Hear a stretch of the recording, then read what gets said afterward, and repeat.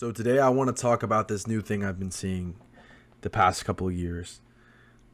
I feel like a lot of people these days are really scared to fail. They have this innate fear of failure, and I think I know where it comes from. It's from that whole like embarrassment of actually doing the thing and everyone seeing you mess up, whether that's sports or lifting weights or talking to new people, taking that new class, whatever it may be. But I really think that you're going to hold yourself back a lot more in life if you live that way. I once knew someone that would make like these. Actually, I thought they were really cool edits. Like they went to the city and they would like put music on these like trips or whatever. And like, I don't know. I thought they were really cool. But for some reason in this person's mind, like they thought it was like lame. They were like, nah, like they didn't even want to show me, what they were doing. I had to like kind of coax them into letting me see this creative side of themselves. And I always wondered like why they didn't, kind of very much lean into that. They were actually talented. I'm literally here just talking into a microphone. But they legitimately, in my opinion, had some sort of creative background that I don't think many people have these days. And if the more and more I look around, everyone kind of has something that they can offer, but it's very scary to lean all the way into it. It's a very scary thing to do. And I won't act like there's no intimidation factor, kind of barrier of entry to leaning into that ability. Not for everybody. I think that some people have less of a barrier to entry. So let's say like athletes, like they get so much positive reinforcement when they're, in high school or on their varsity, whatever it might be, on their travel teams, that they get pushed and pushed and pushed. And only with all that positive reinforcement do some people have the wherewithal to go ahead and lean into those strengths and kind of natural given abilities that they have. But you rarely see the kind of other side of the equation where it's kind of this thing that is not super obvious, but once you start, you just see it just take off completely. And if I'm being honest, and if you are observant with things around you, these type of people that they don't realize they have this potential, but then they kind of hit the ground running and they go all the way. These are the type of people that usually make the biggest changes and the biggest impact in whatever field they're in. I remember hearing this one story, reading actually this one story of this man who was a janitor and went into the Marines, and he was working at the hospital or whatever, and he was just curious. He asked the surgeon, can I shadow you? And a lot of them said no. A lot of them were like, nah, bro, like a security guard can't be a doctor, Dr. Russell, I think is his name. And he kept asking. He would do things like walking doctors to their cars and like helping them out because he was a security guard. And slowly but surely, one of them said yes. And it started this very long journey of him going to college, getting those prereqs done, getting an MBA, a PhD, and then finally an MD. And now this guy has built not only a career for himself, but now he has a kind of like an inspirational Instagram page for other people of color that want to make that stride to become a physician. And that's just one example of someone that didn't let kind of the world or the embarrassment dictate them, because I'm sure he was embarrassed. Imagine you ask someone like, hey man, like, can you do me a solid? Like, I really want to get in this field. And they're just like, nah, bro, like you can't do it. And it's like an actual doctor. It's easy if it's some idiot who has no idea what you want to do and hasn't chased their own dreams. But it's even harder when it's someone that, let's say, has already done the thing you want to do and they're like, nah, you can't do it. It was probably a lot more disheartening. And I see more and more of that happening as we get more into this kind of weird time like era that we've been in lately, where I don't know, it's like cool to be a hater. I feel like, and I don't mean like a hater like on me, like I'm like two people are listening to me, but I mean like a hater on like legitimately successful people or legitimate people that are trying to do better. It's like ha ha ha, like, hey, that guy's trying. I'm like, bro, like I feel like he's doing his best. When I was very chubby and I was at the gym, I was like 260, something like that, 270. Anyway, I would run on the treadmill and I would legitimately, like, I'd feel like the treadmill was about to break. And that was always made me super self-conscious about going to the gym. It made me like I was like, if this treadmill breaks, I will literally, like, I will never come back. I will never leave my house again if this treadmill breaks when I'm running on it. Because it would make certain sounds, no matter which one I ran on too, which kind of annoyed me. But I got over it. I got over it. And once you lose the weight and you make those strides towards it, you no longer have that fear of embarrassment. And sure, I remember it, but in reality, like, it was probably just a little creakier than everyone else's was when they were running, and it wasn't that big of a deal. And I remember when I was very chubby, I would see people that were, I don't know, had some muscle on them, and I would think like, hey, those people are judging me. Those people are kind of, saying, oh, look at him, look at him. Don't get me wrong. There's like 1 out of 20 people that are mean and just like rude or whatever. But most people are pretty nice. If you go to a gym and you've never been there before, most people are pretty nice. They'll be encouraging. They'll help you out. They'll be the person that gives you the pointers and gives you encouragement. Like, hey, man, you should keep going.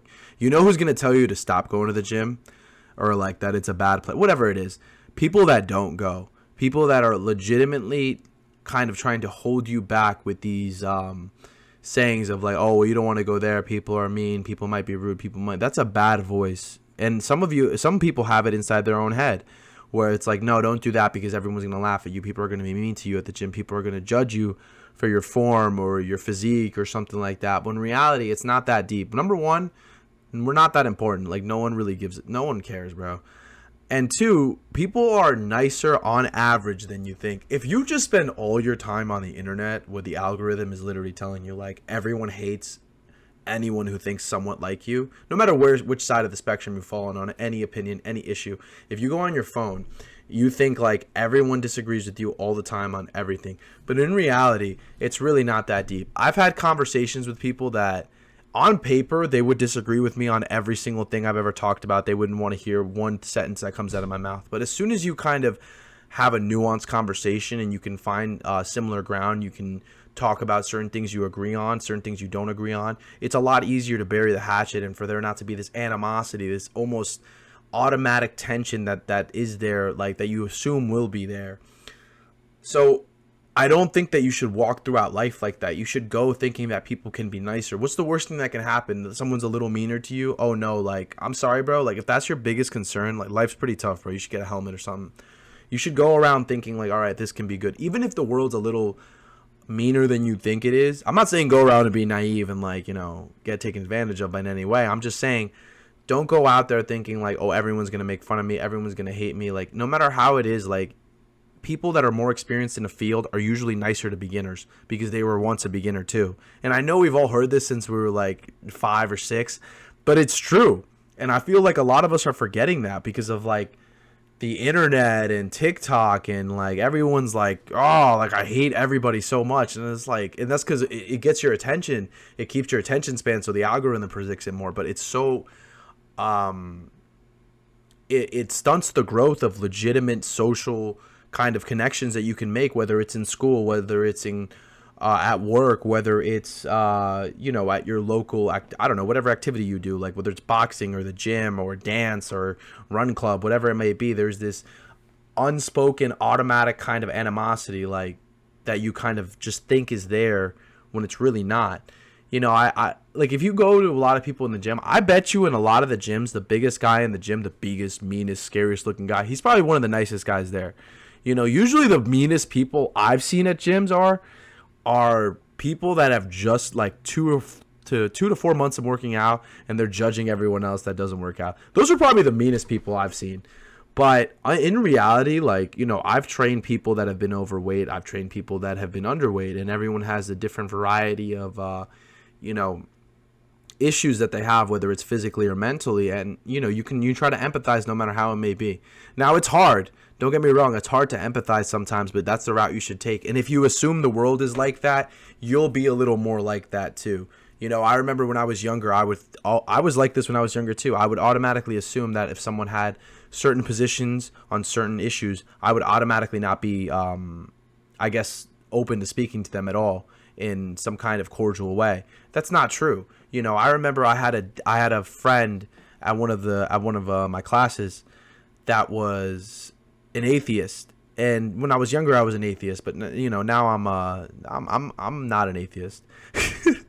But anyway, he was an atheist. He was like a hardcore atheist. He was like super, and he didn't like the gym. He was like anti, I don't know, he just, everything I did, he did the opposite. If you had asked me like a day or two before I met him, if I would have been friends with him, I would have said, no, this type of man is a degenerate. He's, I don't, there was a lot of things that on paper I didn't like. But in reality, when I met the kid, he was like, I was 21, he was 19 or 18, something like that. He had just finished high school. He had finished high school during the pandemic. He was going through a lot of, I later found out he was going through a lot of mental health issues such as anxiety and all that stuff. And he had recently been through a huge breakup. So it led to a lot of these kind of quirks, I guess, where he would feel the need to say inappropriate things at certain times because he didn't know what to say. He heard like a blank space, like a quiet space, and he would have to fill it in. And sometimes that need to kind of fill in that blank space due to the anxiety building up, it would lead him to say inappropriate things. And over the course of a couple months, I saw how more and more of that was linked to not exactly him trying to be crass or anything, but him linked to being nervous. He's like scared. But once he became a little more sure of himself, I would say a lot of that went down.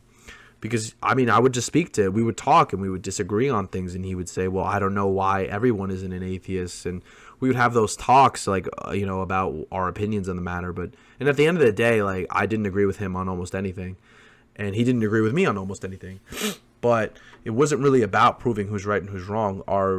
The point was we were able to cordially interact with each other. But if it was online, I bet he would have been like, you're a hardcore, like, whatever, and I would have been like, you're an idiot, like, that type of talk. So I think you should move forward in life assuming that people are going to be more understanding than they are. I've had so many interactions where assuming the best actually leads to a better outcome, and then if I had went in with kind of this mindset that they're going to be somewhat esoteric or somewhat kind of combative, it just leads to this it's almost like a self-fulfilling prophecy. It's like, well, I think everyone is so mean and is so like, and it leads you to be like bitter and like kind of resentful. And so now when you go out there and you have this resentful tone, now they're going to be mean to you because you sound like a whiny brat. You don't sound like someone that's willing to sit down and be kind of part of the group in a way, You sound like someone that is judging the group, that wants to be that kind of person on the outskirts. And I'm not saying that there's never a situation where you should kind of go against the grain, for lack of a better term. But for the most part, when you're trying to start something, when you're trying to, I guess, be part of this new activity, it's good to find friends, And anyway, this ties back to the root of what I was saying before. I really feel like people have this innate sense of fear of failing in front of others. And I understand that, like, I completely understand it. I remember one time, this is me failing in something I tried. I loved football when I was younger. I loved playing. When I was a sophomore, I got absolutely wrecked on this one play. Like, literally, this guy was a monster that hit me. And he literally, like, I'm pretty sure he gave me a concussion. I'm like 99. Looking back, he definitely gave me a concussion. And like it was on like the home side field or whatever side of the field the home bleachers are or whatever. I got absolutely wrecked. Good thing no one knew because I was a sophomore. Good thing no one actually knew me because I was just the kid who I got literally destroyed. Like, I went back to the sideline and I remember like acting like I was okay.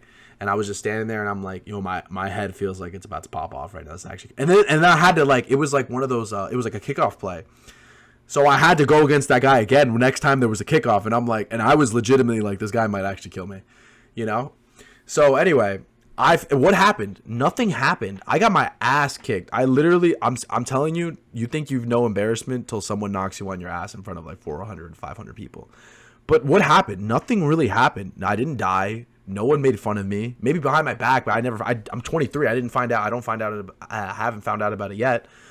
So nothing really happens. And I've just seen countless examples of people that don't dig into their kind of creative side or the things that they want to do. And, I didn't have that much success in football, so this might not be the best example, but it helped me kind of make new friendships and establish kind of, I guess, a social circle, I guess. I was friends with a lot of people that played football. Some of my best friends are still people that I played football with.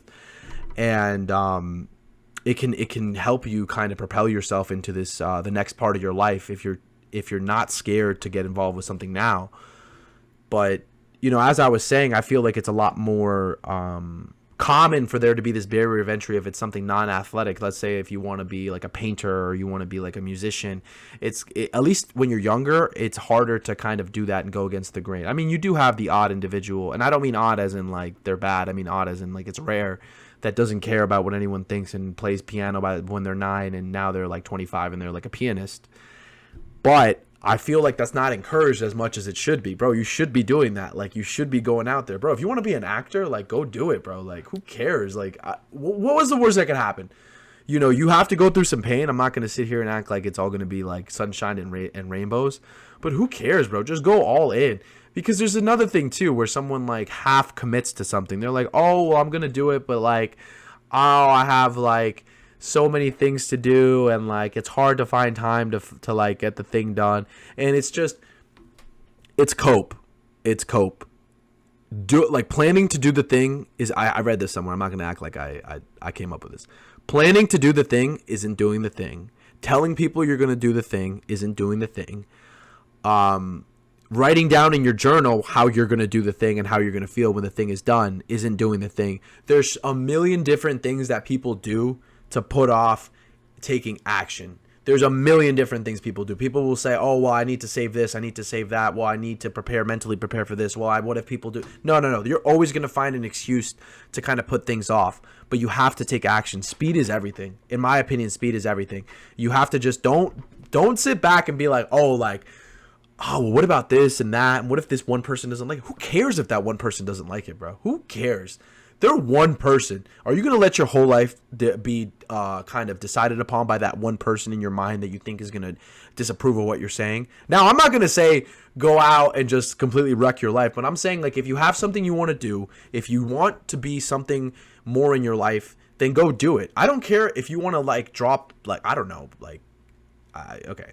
Like, even if you want to be like there's certain things I don't even like, but I still think everyone should pursue what they want. You should pursue exactly what you want. You shouldn't be scared. You shouldn't let the fear of embarrassment hold you back. Who cares what people think? Like, obviously we're all like kind of living life with this kind of built-in hierarchy of what people think of us, but you shouldn't let that dictate every single move you do. You shouldn't be like, oh, should I like do these edits or whatever, I don't know, start a new look or start a clothing line because of I don't know what people are going to say about me. Blah, blah, blah, blah, blah. Who cares what those people are going to say? Anyone really taking their time to be like, you know what, that guy or girl started this thing, whatever, blah, blah, blah, like that, like he's such a dumbass or she's such an idiot. Like, why would they do like, bro, tell them, first of all, they can get fucked. Let me be honest.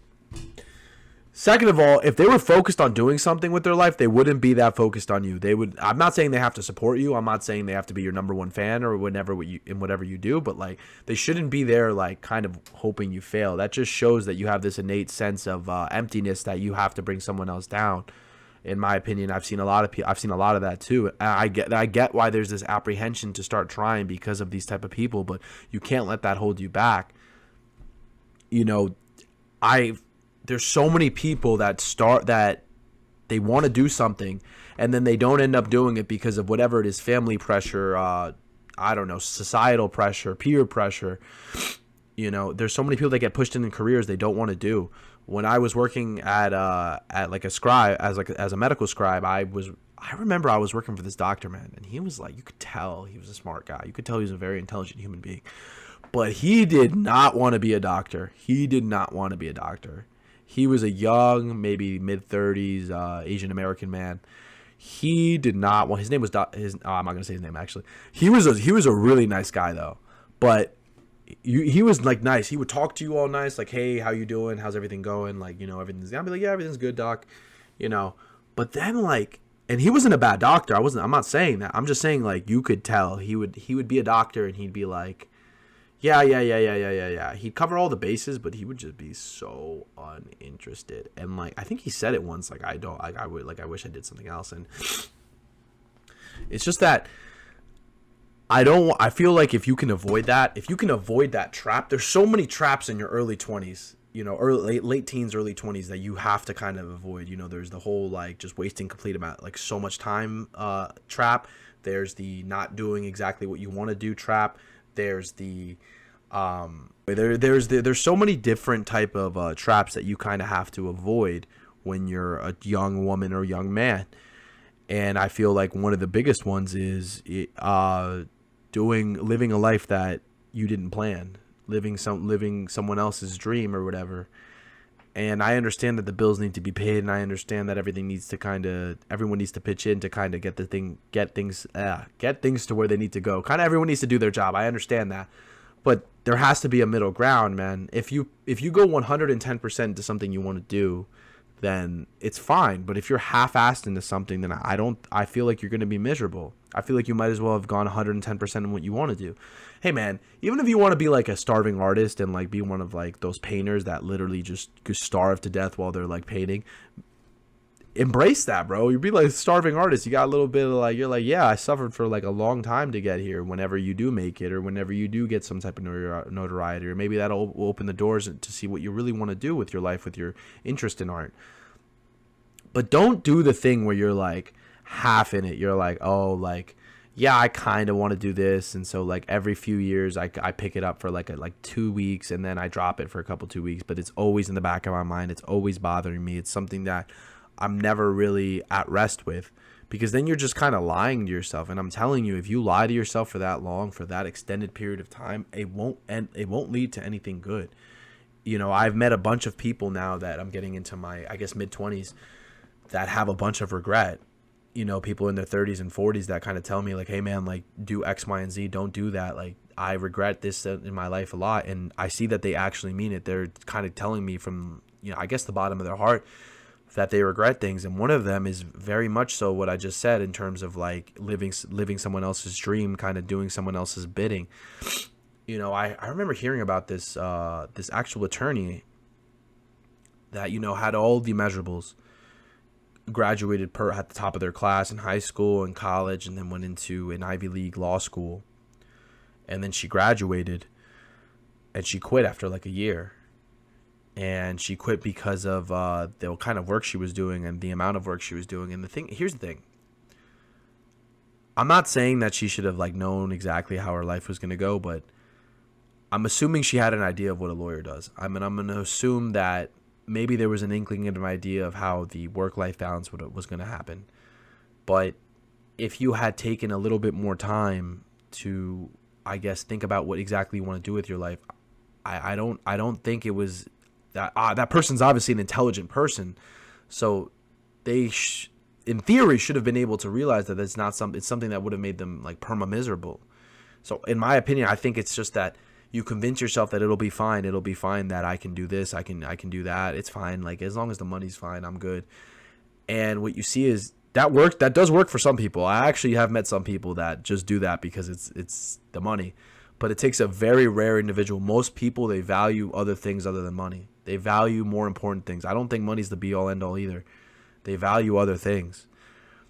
And I commend that person for walking away from their career. That's a very brave thing to do. You know, you never know what can happen. There's there's very high burnout rates for young attorneys, and you know they don't always end with people quitting. They end with people, you know, kind of checking out in another different way. But and I'm glad that didn't happen. But what my main point is, like, the more and more I get older, I see more of these stories, and I see it more as something common. I once had a professor that being a professor and being involved in the field that I graduated in nutrition was like her fourth career. But it was her first real one. She had like a few different industry jobs, but her actual passion was always nutrition. And once she went into dietetics and nutrition, she stuck with it.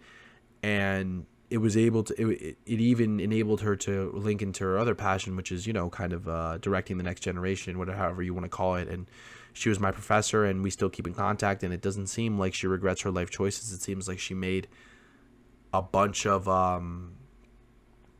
missteps that led her to her ultimate kind of goal. But I do think that if more time was taken, maybe you could have reached that ultimate goal before. Maybe you could have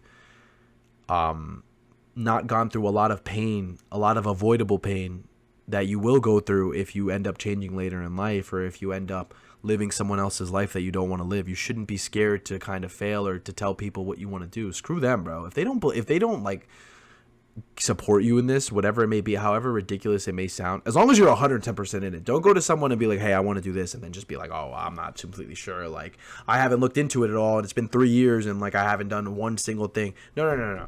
If you're gonna go into it, go 100% into it. But